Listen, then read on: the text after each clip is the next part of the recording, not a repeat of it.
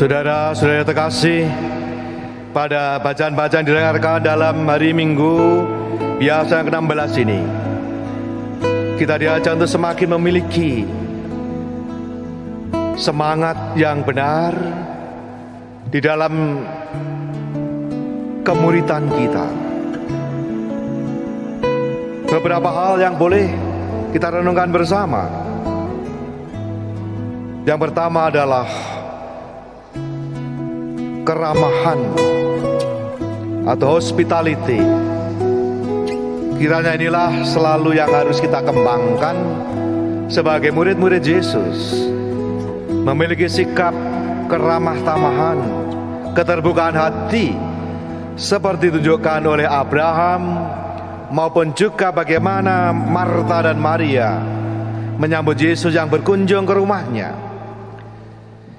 Kita juga dikenal sebagai bangsa yang memiliki semangat ramah tamah.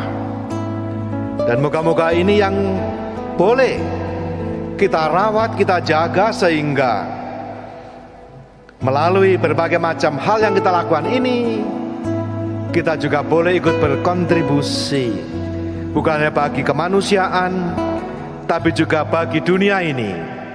Sikap hospitality, sikap keramahan yang kiranya tidak pernah boleh hilang dari kehidupan kita sebagai orang-orang Kristiani dimanapun kita berada. Yang kedua, kita diajak untuk semakin menyadari bahwa dalam hidup ini ada keseimbangan antara hidup doa, hidup rohani, dan hidup sehari-hari dan karya kita. Dan pada bagian akhir kita diajak untuk selalu memperdalam kepekaan hati kita akan kehadiran Tuhan yang ingin selalu berkunjung, yang ingin hadir dalam hidup kita melalui latihan sederhana yang sebenarnya ada di dalam tradisi gereja kita, yaitu tradisi pemeriksaan batin atau eksamen. Seorang teolog ternama, Karl Rahner, punya ungkapan menarik. Mengenal Tuhan lebih penting daripada mengetahui tentang Tuhan. Maka bacaan-bacaan ini mengajak kita semua untuk semakin memiliki aspek kedalaman relasi kita dengan Tuhan yang harus dibangun dengan sungguh-sungguh melalui berbagai macam aktivitas dan keterlibatan kita dalam hidup sehari-hari. Kita mengenal ungkapan ora et labora, itu dari Santo Benedictus. Atau kita mengenal ungkapan do your best and God will do the rest. Berdoalah seakan semua tergantung pada kemurahan hati Allah, rahmat Allah, dan berusahalah seakan semua tergantung pada usahamu. Tetapi ada yang menarik dari seorang Santo Ignatius Loyola yang nanti pada akhir bulan kita rayakan 31 Juli ini,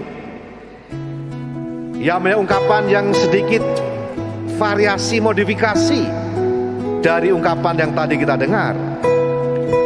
Berdoalah seakan segalanya tergantung padamu, dan berusahalah sekuat tenaga seakan semuanya tergantung pada Allah.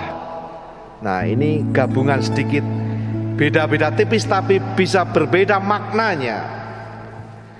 Ya, kalau kita lakukan yang terbaik dan nanti sisanya Tuhan, seolah-olah kalau kita sudah bisa segalanya, tidak tempat bagi Tuhan. Nah, bagi Ignatius Loyola jelas bahwa kemampuan kemanusiaan kita, usaha kita, sekaligus juga rahmat Allah itu harus bersinergi sejak awal.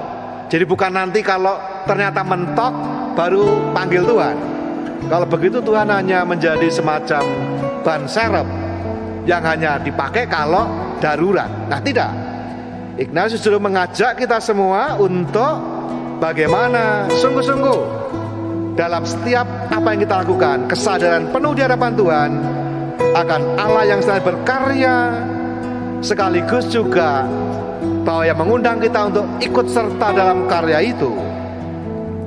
Kesadaran akan Allah yang mendalam dalam doa yang tak kunjung putus di tengah-tengah kesibukan kita sehari-hari. Atau dalam ungkapan yang sering kita dengar dari Santo Ignatius Loyola, menemukan Tuhan dalam segala. Inilah jalan kerohanian yang ditawarkan Ignatius Loyola dengan spiritual Ignatiannya. Ada ungkapan menarik yang kita kenal dalam tradisi gereja. Benedictus Montes, Bernardus Valles Amabat, Franciscus Obida, Dominicus Urbes, Ignatius Mañas Urbes. Santo Benedictus itu suka gunung, maka dia membuat biara-biara yang menyendiri dalam keheningan, dalam iklim yang sejuk.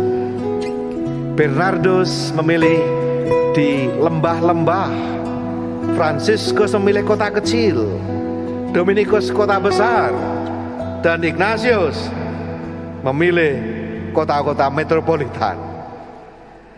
Gambaran sebuah cara bagaimana justru dalam kesibukan itulah kita harus memiliki kedalaman, sehingga dengan demikian kita tidak disapu oleh kesibukan kita, tapi seperti boleh digambarkan berselancar di tengah arus kesibukan, keruwetan, dan berbagai macam hiruk pikuk dunia ini.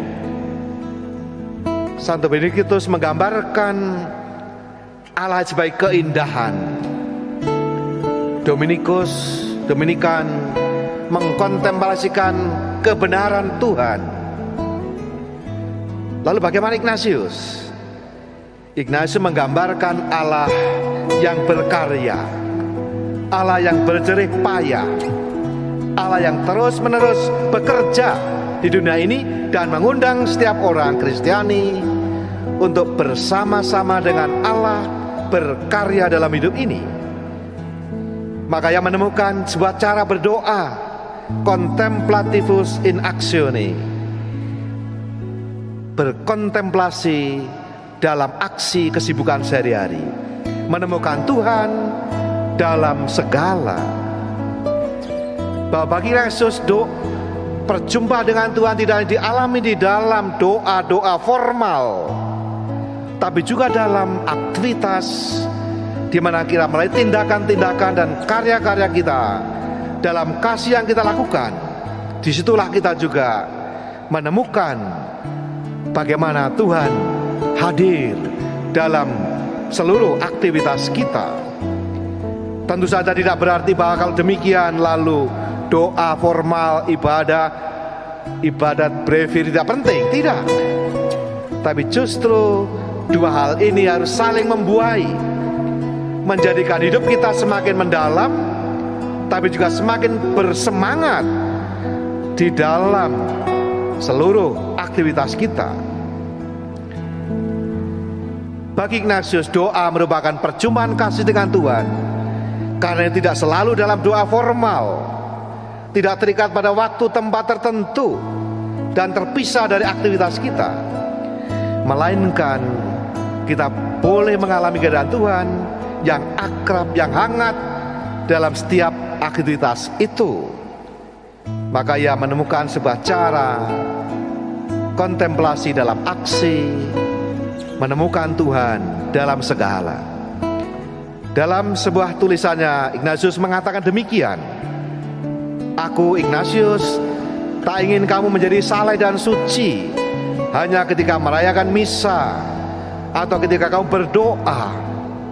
Aku ingin kau saleh dan suci ketika kamu memberikan dirimu dalam karya, sehingga dalam karyamu memancar kuasa roh, rahmat, dan juga semangat pengabdian. Sehingga bukan kita yang bertindak, tapi kita dalam Kristus dengan rahmat-Nya, kuasanya, seperti dikatakan oleh Santo Paulus, bukan aku yang bertindak, tetapi Kristus dalam aku, dan aku dalam Dia, dalam segala merasakan apa yang Kristus akan buat dan putuskan. Dan untuk itu, yang berikan cara sederhana dari tradisi gereja yang kuno. Biasanya pada ujung akhir hari, doa malam, kita diajari ada saat di mana pemeriksaan batin. Nah, yang keliru adalah seolahnya memeriksa dosa, kesalahan kita. Itu bagian saja, tetapi sesungguhnya adalah cara yang berguna bagi kita untuk bertumbuh dalam kesadaran terus-menerus di hadapan Tuhan. Maka latihannya adalah eksamen, pemeriksaan batin. Cukup 3 menit dengan 3 pertanyaan panduan sederhana. Pertama,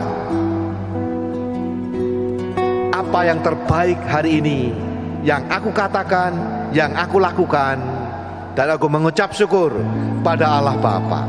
The best of the day. Yang kedua, apa yang terburuk yang hari aku katakan, aku lakukan, dan aku menyesalinya. Mohon rahmat, pengampunan dan belas kasih dari Allah Putra. The worst of the day. Dan yang ketiga, apa yang perlu agar esok aku lebih baik, supaya aku sungguh-sungguh lebih baik lagi. Aku mohon terang dan karunia Roh Kudus, supaya aku besok lebih baik, for the better tomorrow. Dan Anda boleh tutup dengan kemuliaan. Ini cara sederhana. Kalau kita lakukan dengan sungguh-sungguh, maka kita bisa sampai pada kesadaran terus menerus akan kehadiran Allah yang berkarya dalam hidup kita. Maka ada beberapa waktu yang lalu ada lagu yang menarik, itu dikatakan C A minor, D minor ke G, ke C lagi, C. Segala sesuatu dilakukan dengan cinta kasih, itu dasarnya, keramah tamahan di dalamnya. A, cinta itu menyata dalam aksi, tindakan. Tapi tidak cukup tindakan, tapi juga D, yaitu doa. Nah, seringkali A-nya minor, D-nya minor, karena kita kurang usaha dan kurang berdoa. Dan G, gembira. Nah, tidak pernah boleh hilang dari hidup kita kegembiraan Kristiani. Kita mulai dengan cinta kasih yang wujud nyata dalam aksi dan tindakan nyata, yang didukung dengan doa yang mendalam, sekaligus semakin membuat kita gembira dalam Tuhan, gembira dalam pelayanan. C A minor, D minor ke G, ke C lagi. Dan semoga kita semua semakin mengenal, semakin mencintai, dan semakin mengikuti Kristus Tuhan kita.